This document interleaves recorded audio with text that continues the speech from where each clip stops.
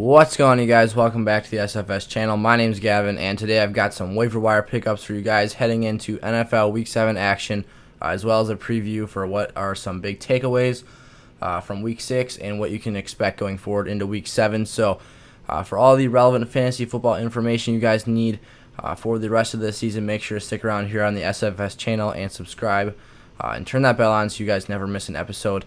And without further ado, let's get into things. All right, we're going to get straight into the waiver wire pickups. I'm trying something a little bit new today. We're going to be doing some screen share with the playerprofiler.com website. Player Profiler has some really great fantasy information, a lot of nice analytics to get you guys relevant information for your teams and lineups. So my first guy to pick up on the waiver wire this week, we got some injury bugs going around still, some guys that missed some time in the games they left. Some returned, some didn't.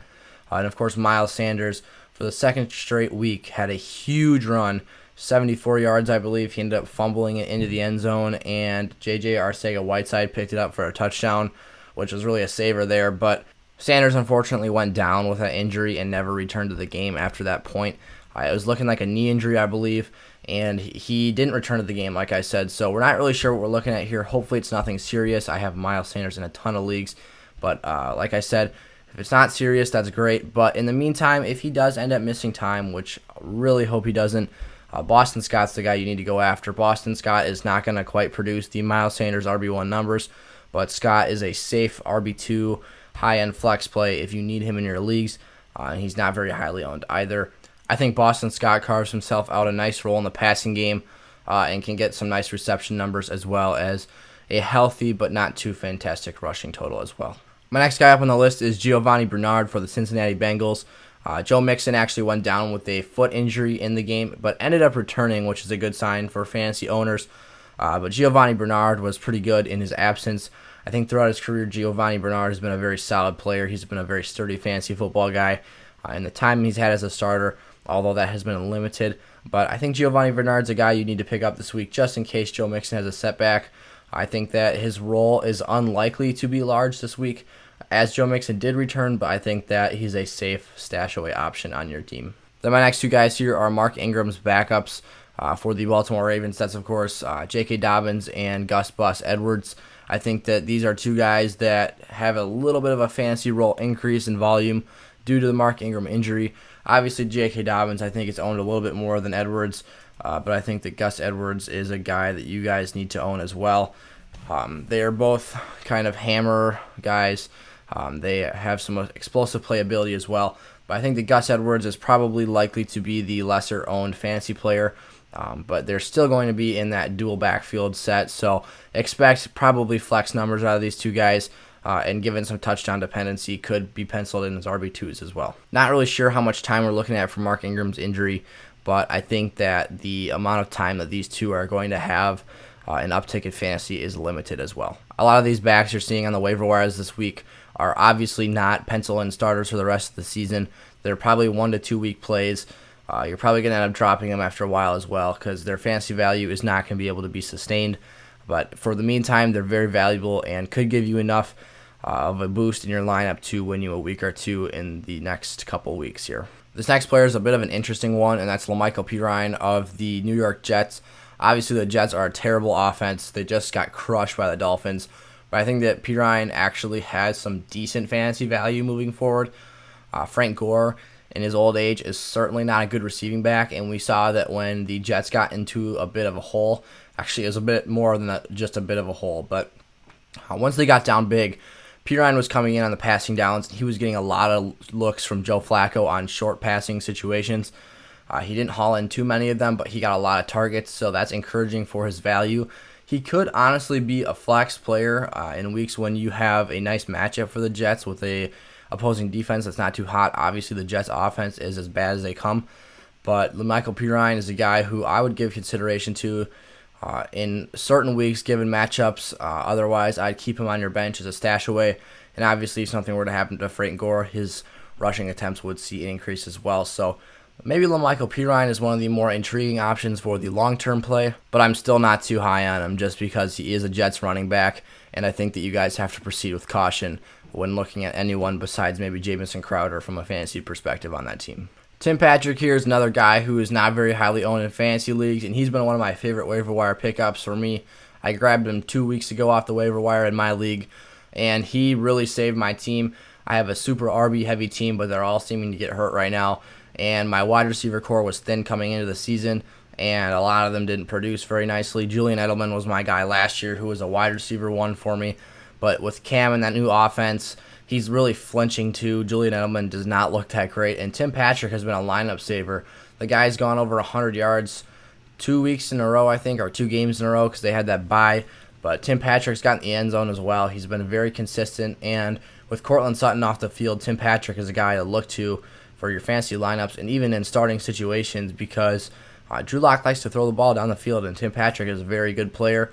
He's shown a very nice connection with Locke, and I think that going forward, this is a safe guy who you can honestly start in your fantasy lineups. This next guy is a player who I really think is very injury dependent for your lineups and his fantasy relevancy. Obviously, James Washington is not a starter for the Pittsburgh Steelers. Once Deontay Johnson comes back, he will be the starter and that slot role receiver for that offense in Pittsburgh. But I think that for the time being, James Washington has been very productive the last 2 weeks with Deontay Johnson struggling with injuries. So I think that once Deontay Johnson gets back on the field and re-solidifies himself in that role, James Washington will go back to that number 4 receiver. But for the meantime, in that number 3 role, James Washington looks fantastic. Obviously, Chase Claypool, who should be rostered in all leagues at this point, he looks dominant and like he's honestly stepping into that number 1 wide receiver role on that team. I'll get into that discussion with him and JuJu in the later segment of this episode. But Chase Claypool looks really dominant. JuJu Smith-Schuster is a pencil-in starter for that Steelers offense. And then James Washington has been that really nice wide receiver 3, and he's getting really nice matchups out of the slot. So I think that James Washington has some value in fantasy leagues until Deontay Johnson can stay on the field for an extended period of time. But in the meantime, James Washington might be a guy you want to go pick up, stream for a week, and see what he can do for your team. Another waiver wire player who I picked up last week and absolutely loved this week again. I actually didn't start him, but I thought that he was going to have a really brutal matchup against the Ravens. But he proved he can produce against a very good defense 2 weeks in a row. Travis Fulgham looks like a monster. He is just a massive human being. He goes up and wins jump balls like it's his job.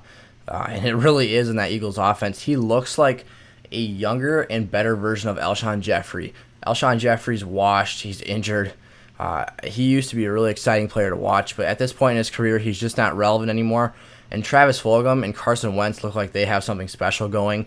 That tandem is going to keep going the rest of the season, I think. I think that Fulgham has earned his spot as a starter, and he's been able to stay on the field. So Travis Fulgham is a guy you need to roster in your fantasy leagues, and he honestly commands must-start territory going forward if he has a nice matchup. I think that he proved 2 weeks in a row against the Steelers and the Ravens defenses that he absolutely tore apart. This guy's for real, and he's not going anywhere. I think that Travis Fulgham is a must-own player. He should be rostered in all leagues this fantasy season, and you guys should even consider starting him most of the time as well. And then this last guy up here, it's nothing like 2020 to give you something unexpected. Just when JuJu Smith looked like a bona fide tight end 1, he looked unstoppable. The Titans were giving him passes in the red zone left and right, and he was scoring a bunch of those targets. Anthony Firkser walks in after a minor injury to JuJu Smith, and Anthony Firkser takes over the show and absolutely runs straight through the opponent, the Houston Texans. Anthony Firkser, it seemed like every time I was on the Titans game watching or looking at Fantasy Cast, it looked like Ryan Tannehill was throwing a pass intended for Anthony Firkser. This guy just came out of nowhere and is commanding a ton of targets. And he looks like a guy who is a very viable fantasy option at this point if he continues to get those looks. Anthony Firkser, probably not the best tight end in the world, but in an offense like Tennessee with a offense predicated on the play-action pass and short passing game, screen game as well, I think that Anthony Firkser is a very legit tight end in fantasy football. Hopefully JuJu Smith is okay and his role comes back to him, but in the meantime, for whatever he's dealing with for his ailment, Anthony Firkser is the guy to go to in Tennessee. All right, those are my waiver wire pickups. I'm just going to get into some brief things here. Preview and recap last week's game as well as looking forward into Week 7. Some things I think you need to talk about here are the Green Bay Packers. Don't panic on your Packers offensive players. I'm slightly biased because myself, I am a Packer fan, but I'm not too worried about the game on Sunday. Obviously, it was brutal, But Green Bay was up to a 10-0 start. That offense looked amazing, and then they almost got shell-shocked in a way. Aaron Rodgers threw a pick six to a corner. I forget his name. I think it's Jamal Dean. It was a very good coverage, but Rodgers kind of looked him down. Adams ran a comeback route, I believe, and it was a pick six. So then Tampa Bay all of a sudden just started storming back. Another pick on the next drive on a drop pass by Adams, and it was just brutal. The Packers offense obviously then couldn't run the ball, so they weren't able to sustain drives because their whole offense is predicated around running the ball and play-action passes. So obviously Aaron Jones didn't have a great afternoon as well. If he didn't score that touchdown in the first quarter, it would have been a very ugly day for him. Do not panic on Aaron Jones. Don't panic on Devontae Adams, and don't panic on Aaron Rodgers. Robert Tonyan as well looks like a viable fantasy option. He got dinged up a little bit, but I think he's fine. And a very ugly outing for the team as a whole. Tonyan was halfway decent as well. He didn't have very many fantasy points, but he was able to sustain some targets. I believe Aaron Rodgers had something ridiculous like 2.5 fantasy points or something, I believe, in standard scoring for quarterbacks. It was a really ugly outing for him. He was doing fine until those picks, obviously. And then Tampa Bay's defense, their pass rush is very good, and as soon as they could just tee off on Rodgers, the game was over. The Packers had to throw the football, and obviously Tampa Bay's got a very good pass rush, so they were just throwing Rodgers into the dirt, and they looked helpless out there. So I'm not too worried about Green Bay. I think this was just a shell shock. The Packers haven't won a game off the bye week since 2013, so that's 7 seasons ago. This was nothing to be expected, to be quite honest. Packers are not good off the bye, and they showed that this week. So hang tight on your Packers.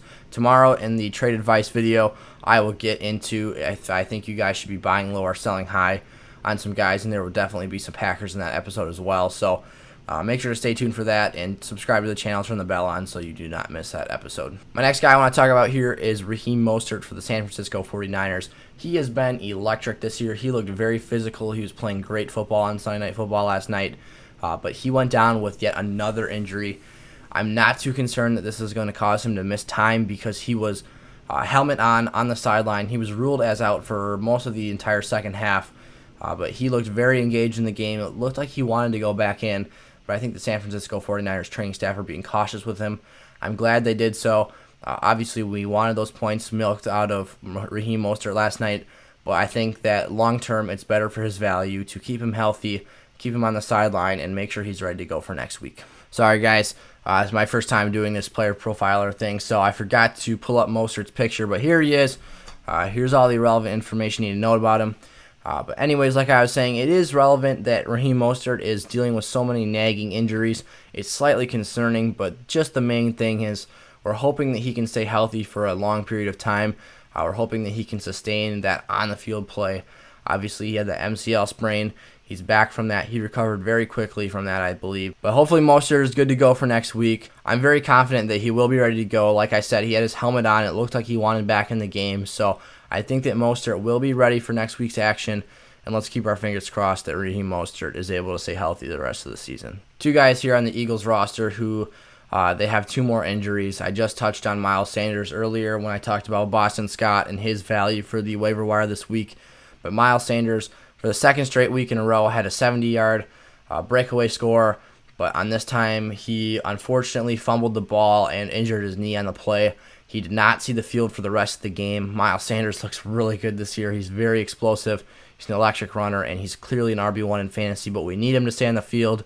Miles Sanders obviously is looking like he's going to finish as an RB1, even with that missed game at the beginning of the season. But Sanders is a guy I'm starting to get a little bit worried about for injury risk. He's getting dinged up in a couple games. He's left and not come back, I believe, twice this year after missing that Week 1 performance. So hopefully Sanders is good to go for next week, but a knee injury, I'm a little bit skeptical. We'll have to wait to see what the report coming out says. But hopefully Miles Sanders is able to go this week. And then the other guy is his teammate, Zach Ertz. Zach Ertz is a guy who has been very underwhelming this season. He has not produced the tight end 1 numbers that we are expecting out of him. And he was finally looking like he was trending upwards. And then he had a foot injury in the, I believe, 3rd or 4th quarter of the game against the Ravens that held him back ultimately the rest of the way. Zach Ertz was getting a lot more targets than we've seen him get all year. And he hauled in more of them than we were expecting or have seen so far to this point this season. Just like the rest of these guys, hopefully Zach Ertz is ready to get back on the field this week. But in his absence, it's looking like Richard Rodgers might be the backup due to Dallas Goedert being on the injured reserve right now. Otherwise, you're probably going to be looking elsewhere for a tight end stream option. Another guy I didn't talk about in the waiver wire ads video was Trey Burton of the Colts, who is stepping in for an injured Mo Alley Cox right now. He did very well on Sunday. Or even a Jimmy Graham, who's owned in just barely over 60% of leagues, has been very good as well. Another interesting team I want to touch on here is the Pittsburgh Steelers wide receiving core. I think that Chase Claypool has commanded must-start territory after his second straight game, I believe, with multiple scores. Chase Claypool looks like Ben Roethlisberger's favorite target, and it's really not even close. JuJu Smith-Schuster has been almost irrelevant in fantasy this season. He's had a couple of nice games, but he really hasn't had that nice wide receiver one type performance that you drafted him to be this season. So JuJu Smith-Schuster is a guy I'm starting to get worried about. I'm going to talk about him tomorrow in my trades video, so stay tuned for that like I've been saying. And I think JuJu Smith-Schuster is a guy who might be taking a step back to Claypool and might be looking more in that wide receiver type role as the second option. And honestly, I thought that Deontay Johnson was starting to impede upon him when Johnson was healthy and on the field. I thought that Deontay Johnson was getting more targets and doing more things with those looks. So this might be a product of tough matchups. Darius Slay, I believe, was guarding Schuster last week, and I think that Denzel Ward for the Browns was guarding him on Sunday afternoon against the Browns. But nonetheless, in a game that the Steelers scored a high level of points, JuJu Smith-Schuster was not involved at all. Looking at my notes here, I was going to talk about Jonnu Smith, but I already kind of mentioned him. Anthony Firkser obviously is a guy who stepped in for him once he got injured, so not too much more to talk about there. Hopefully he gets back on the field and can be healthy the rest of the stretch of the year. But Julio Jones is another guy who I want to talk about. He is back. A lot of guys are starting to panic on him. I said buy low on him on my last video regarding trades. And Julio Jones, if you bought low on him, great job. Julio Jones went absolutely crazy against the Vikings. He had 2 touchdowns. He looked like a beast. He was running through defenders. He got in the end zone twice, like I said, and he had over 100 yards, I believe. Julio Jones looks like a wide receiver one again. So does Calvin Ridley at the same time. So great things for Falcons offense. Matt Ryan looked fantastic again, got back on track, 4 touchdowns, over 300 yards, no turnovers. And that Falcons offense is clicking. They looked rejuvenated. They look young and healthy. That offense is clicking. Dan Quinn, probably, they feel like they have a weight lifted off their shoulders now that he's gone. The Falcons look like an entirely different team. They intercepted Kirk Cousins 3 times even. The only thing they led up to that offense was garbage time touchdowns. So I think that the Falcons are looking good for fantasy the rest of the year, and hopefully you've got a share of some of them on your roster. All right, you guys, that'll do it for my Week 7 preview as well as my waiver wire additions for the week. Thank you guys so much for watching, and make sure to stay tuned to the channel for more fantasy football information. If you guys are new around here, make sure to like, comment, and subscribe to that channel and turn that bell on. It'll be really helpful for me. I really appreciate it, and you guys will get some very, very useful stuff as well out of it. So it's a bit of a mutual benefit here. So thank you guys again so much for watching, and stay tuned for future videos. I'll see you guys next time. Peace out.